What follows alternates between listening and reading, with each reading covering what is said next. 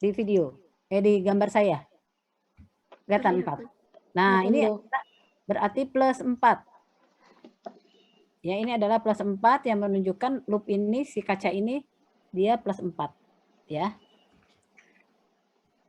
Pertanyaannya adalah kita membesarkan lingkar kepala dengan cara diputar bagian belakang. Untuk membesarkan lingkaran jelas ini ya. Untuk menggerak. Jelas ya, dia kita putar. Ini dia akan mengecil, tuh kecil ya. Jadi tergantung kepala kamu. Atau ini membesar, tuh ya. Jadi yang diputar ini ya, bukan yang ini ya. Ini kan begini dia, bukan yang pinggir, tapi yang ini, ya. Jadi boleh juga kamu begini, pakai dulu, sempit, puter, nih ya, puter. Udah masuk, kamu kencengin. Nah, bisa seperti itu. Jadi pas begini, ya. Terus lensa, kita boleh membuka tombol di sebelah sini. Nah, itu untuk ini. Untuk jadi kita besarkan dulu di kepalanya. Kita gunakan. Kita kencangkan, kita kembali. Untuk naik turunnya, kita putar tombol di samping. Kita paskan posisinya di mata, kemudian kita putar, kita kencangkan. Setelah pas, baru kita lakukan pemeriksaan anterior mata pasien. Dengan cara menggunakan senter. Dengan nyaman dan berdekat dengan jarak kurang lebih 50 cm.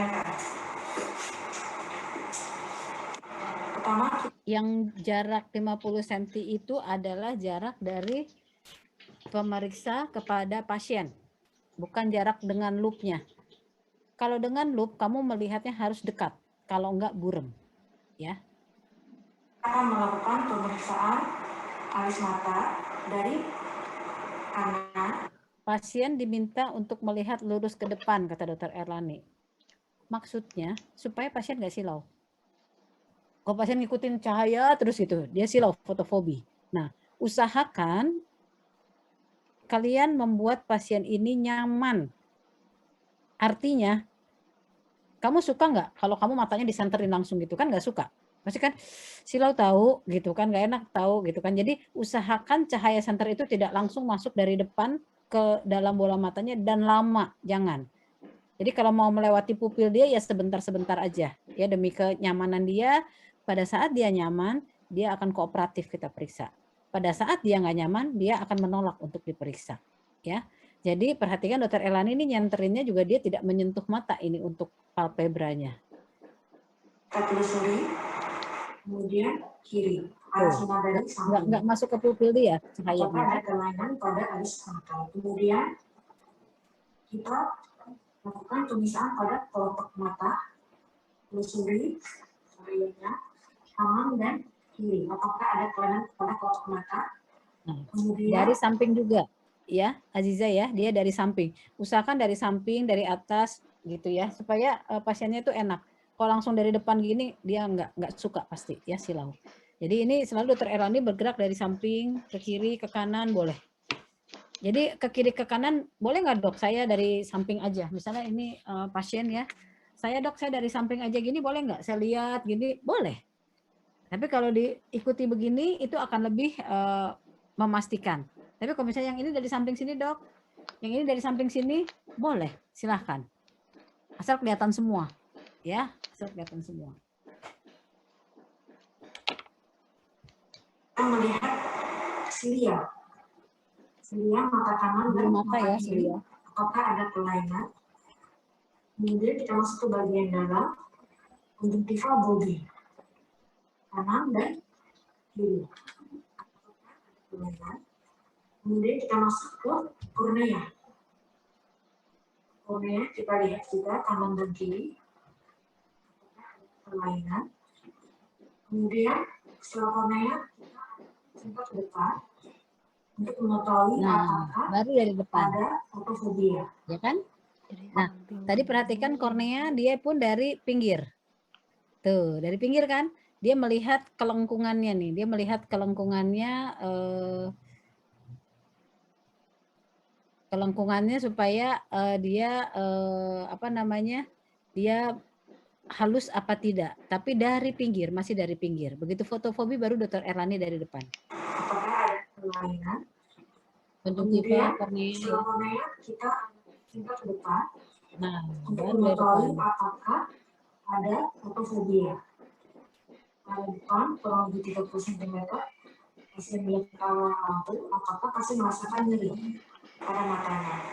Setelah itu kita akan melakukan pemeriksaan refleks cahaya. Kita akan melakukan pemeriksaan refleks cahaya langsung dan tidak langsung. Di sini kalian harus ingat, refleks cahaya langsung adalah refleks pupil pada saat pupil itu menerima cahaya dengan langsung. Nah, kemudian ini cursor saya kelihatan kan ya? Kelihatan, Gimana? Dok. Kelihatan ya. Nah, jadi pada saat ini saya mau menjelaskan skemanya dulu. Jadi ketika disenterkan ke mata ini, pupil ini akan menerima cahaya masuk. Cahaya masuk ke dalam bola mata diterima oleh nervus 2. Ya, nervus 2 menerima dan terjadilah refleks pupil. Refleks pupil ini yang bertanggung jawab adalah nervus 2 dan nervus 3. Dia akan miosis, mengecil. Nah, nervus 2 dia nerusin ke belakang, ke otak. Gitu kan, kiasma optikum, kemudian ke otak juga dan akhirnya kembali ke sini. Diteruskan ke mata sebelahnya lewat nervus 2 juga. Baru di sini akan miosis. Ya, jadi kalian membayangkan pada kalian sedang memberikan cahaya atau menyenteri mata yang sebelah kanan, kalian bayangin, ini dia jalan nih, langsung nyetet ke kepala, kiasma optikum ke belakang, terus dia ke mata kiri. Nah, kemudian mata kiri ini akan miosis juga. Nah, itu namanya refleks cahaya tidak langsung. Ya. Dengan cara meminta pasien telapak tangannya di pangkal hidung diletakkan untuk mencegah cahaya dari kanan mengenai mata kiri. Nah, itu kita kasih cahaya di sini jangan sampai pupil yang sana tuh nerima juga cahaya, karena kalau itu jadi cahaya langsung juga kan jatuhnya ya. Jadi kita menyenteri ini ditutupin sama tangan pasien di tengah sini. Kemudian pemeriksa akan menyinari cahaya pada mata sebelah kanan dari samping. Dari samping, kemudian ke tengah. Ke depan. Supaya tidak terlalu silau ya. Kita melihat refleks pupil pada mata kanan. Jika miosis berarti refleks cahaya langsung mata kanan adalah positif. Kemudian kita melihat pada mata sebelah kiri pasien. Nah, jadi sambil kita memiosiskan ini, udah miosis kita lihat mata sebelah sana, udah miosis juga apa belum? Pasti kelihatan? Belum tentu. Kenapa? Karena yang ini terang kita bisa lihat, yang sana kan tidak kita senterin, sedangkan iris kita itu warnanya coklat tua. Jadi lubang ini kan gelap. Dengan iris warna coklat tua jadinya nyaru biasanya, ya. Apakah ikut miosis? Tidak ikut miosis berarti mata kiri pasien dan cahaya tidak langsung positif. Nah, kemudian kalau misalnya dok, kalau misalnya nggak kelihatan, terus kita menilainya bagaimana gitu ya. Nah begini, jadi kita berpikir bahwa begini, ketika kita memiosiskan ini kita tunggu dulu. Oke, kayaknya udah cukup waktu dia untuk memiosis juga mata sebelahnya. Nah setelah beberapa saat ini kita swing, set, lihat ke sana. Nah pada saat kita swing, kita harus sudah melihat bahwa itu sudah miosis, bukan dia baru kemudian miosis ya. Nah kalau misalnya ini udah miosis, kita swing, set, kita lihat ke sana ke mata yang satunya, oh udah miosis, ya udah berarti refleks tidak langsungnya juga memang positif ya, kecuali ini kita miosis, kita swing ke sana, di sana baru kemudian mengecil, set, mengecil, wah ini berarti refleks cahaya tidak langsungnya negatif dong, karena harusnya kan dari tadi udah miosis dia gitu ya. Aziza tadi nanya ya. Iya, dokter.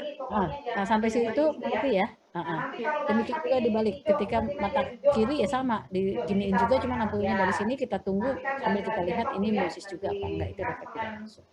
Ya, kita lanjut. Berarti untuk refleks pupil itu dari pinggir ke depan ya, dok?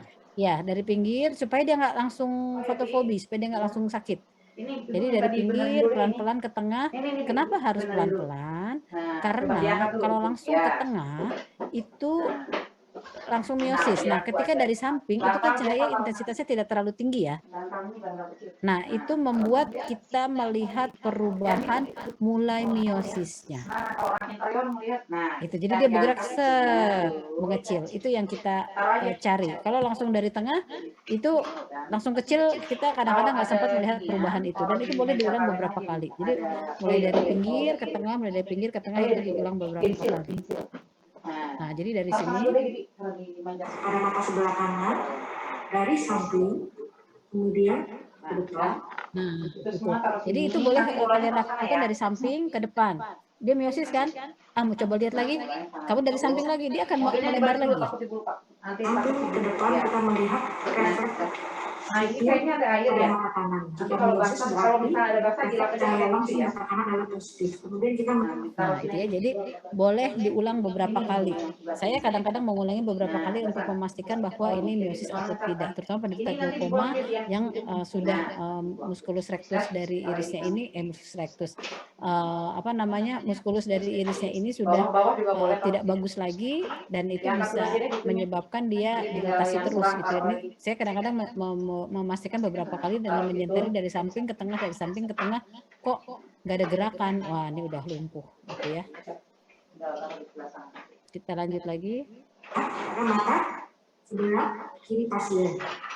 Apakah ikut miosis? Jika ikut miosis berarti mata kiri pasien cahaya tidak langsung positif.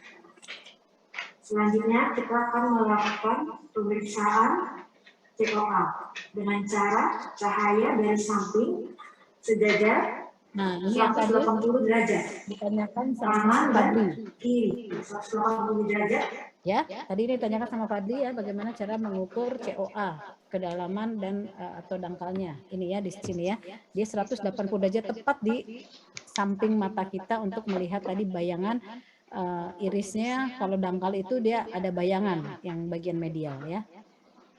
Cahaya, kemudian kita melihat COA, apakah dalam dan dangkal, apakah ada pupil, emfisema, dan kelainan lainnya. Kemudian kita melihat iris, apakah ada kelainan pada iris, apakah ada simetria anterior, simetria posterior.